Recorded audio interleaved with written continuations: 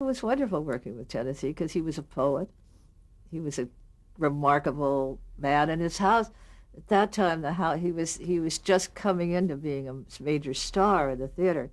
He had written Streetcar.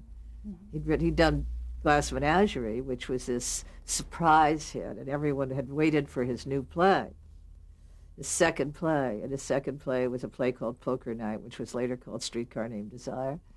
And that became probably the greatest hit of the 40s of the decade. I mean, and certainly his greatest play.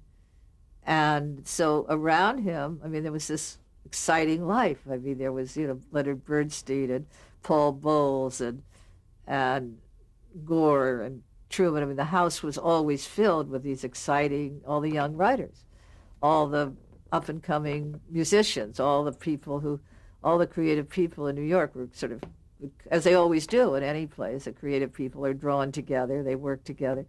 So working in that house was endlessly stimulating and very, very sort of like a magical world. I mean, I didn't know, I had never known poets, I had never known composers, I had never known people who were these kind of artists. And to sit there and be part of this life, even though I was working there, I was not. I was a miracle. I mean, I was in New York, and I didn't have a white telephone, but I could get a table at Sardi's, and I was part of the most exciting group of people in the theater.